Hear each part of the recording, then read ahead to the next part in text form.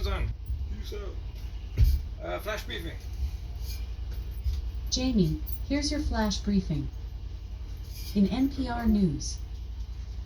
Live from NPR News in Washington, I'm Corva Coleman. President Biden is about to leave for Japan, where he will attend a summit of the group of 7 leaders.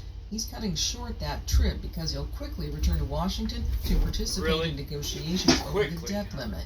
For now, Biden and congressional Republicans are turning to high-level staffers to try to negotiate a compromise. Oh, he'll get back quick. You watch him. He'll run back. Because why? Because he can get more money out the government. Biden says he won't negotiate over the debt ceiling, but is willing to discuss spending.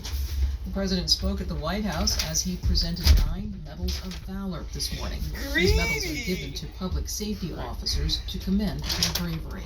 No greater responsibility in government than stealing your money and pocketing it and using it to financial gain over Ukraine, whatever way possible. You know, corruption. Look back at my younger days, my videos, where I talk about how corrupt I actually am, as well as everyone else. Not me personally, Biden's video. NPR's Giles Snyder reports on the closely watched case. The case is expected to end up back at the Supreme Court, which intervened last month, deciding to keep mifepristone available while the appeals process plays out.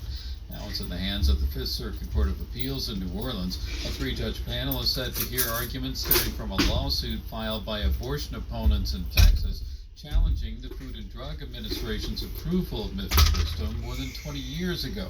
That issue was a ruling by a Texas federal judge that would have rolled back the FDA's approval of mifepristone, one of 2 drugs used in medication abortions, the most common method to end pregnancy in the U.S. Giles Snyder, NPR News. Kentucky Governor Andy Beshear is the winner of the state's Democratic gubernatorial primary election. He'll face the state's Attorney General, Republican Daniel Cameron, in November. From Louisville Public Media, Danielle Kay reports Cameron defeated 11 other GOP candidates. Cameron will challenge incumbent Democratic Governor Andy Beshear in the general election, one of the few races for governor in the country this year. Cameron won the closely watched Republican primary with about 45% of votes. When the Associated Press called the race, Cameron and one of his main competitors, former United Nations Ambassador Kelly Craft, both campaigned with national GOP figures. Former President Donald Trump endorsed Cameron. Kentucky's electorate has become increasingly Republican in recent years. Voters will decide on November 7th whether Democrats will keep the state's highest office. For NPR News, I'm Danielle Kay in No, they won't keep it. Pennsylvania also held primary elections yesterday. In Philadelphia, Democrat Sherelle Parker bested several other candidates to win the mayoral nomination. She'll face Republican David O. in the fall. On Wall Street, the Dow is up 130 points. Or we'll get somebody good up in there. To NPR News from Washington. That cleans house. Gets rid of Turkey's corruption. president says Russia has agreed to extend an international grain deal reached with Ukraine. The accord allows Ukrainian grain and Russian agricultural products to be shipped through the Black Sea to countries that desperately need the food materials. Lack of Ukrainian grain has worsened a global food crisis. A French appeals court has upheld a 3-year prison sentence for former President Nicolas Sarkozy. The case involves corruption and influence peddling. NPR's Eleanor Beardsley reports 2 of those years have been suspended. Instead of serving prison time for the first year, Sarkozy will be permitted to wear an electronic bracelet. But his sentence will not immediately take effect because Sarkozy appealed the verdict to France's highest court, La Cour de Cassation. The 68-year-old, who served 1 term from 2007 to 12, has been embroiled in legal troubles ever since he left office. The court found Sarkozy and his former lawyer had formed a corruption pact with a judge to obtain and share information about an investigation into whether Sarkozy had received illegal campaign financing money from L'Oreal heiress Liliane Bettencourt. Sarkozy has denied any wrongdoing. His allies say the verdict is politically motivated.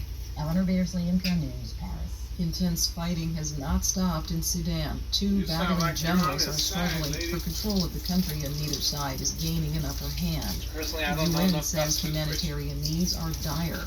Reports indicate the fighting in western Sudan's Darfur region is far worse than what's been reported. Civilians say they are fleeing mass killings.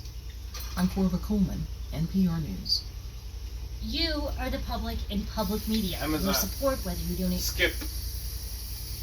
to NASA News, After successfully launching the first pair of small satellites earlier this month from New Zealand, NASA and Rocket Lab are now targeting no earlier than 1:30 a.m. EDT Monday, May 22nd, 5:30 p.m. NZST, to launch the second pair of storm tracking CubeSats into orbit. Storm tracking tube socks. During an event at 10 a.m. EDT Friday, May 19th, at NASA headquarters in Washington, the agency will announce the company selected to develop a sustainable human landing system for the Artemis V moon mission. The human landing system will take astronauts to and from Gateway and lunar orbit to the surface and back to the Lunar Space Station as part of. It feeds itself. It's self-sustained. Frank Rubio, a NASA astronaut aboard the International land on Space it. Station, It's will like speak to grass. students associated with the Smithsonian Institution's National Museum of the American Latino. The 4 astronauts who will fly around the moon on NASA's Artemis II will visit Washington Wednesday, May 17th through Friday, May 19th to discuss their upcoming mission and are available for a limited number of in-person media opportunities. NASA will announce the second phase winners of its Deep Space Food Challenge, a global competition to help develop innovative food systems for future They're gonna spacefarers on announce the long-term second exploration place missions winners? on What about Friday, May third place? 19th. We just gonna 11. forget about them, or? In Seattle, it's 62 degrees Fahrenheit with clear skies and sun. Today, know if I you heard can that look for correct, but I intermittent don't wanna hear clouds it again. with a high So, of 80 degrees and a low of 59 We're just gonna degrees. skip it. From Alright, NASA. Amazon. After- Off. Amazon. Tell us a joke. Did you read the customer reviews for the blender? No. Apparently, it's getting mixed results. Vendors getting mixed results. Ooh, oh boy. The egg beater too. All right. Have a great day, everyone. Happy Thursday, Friday.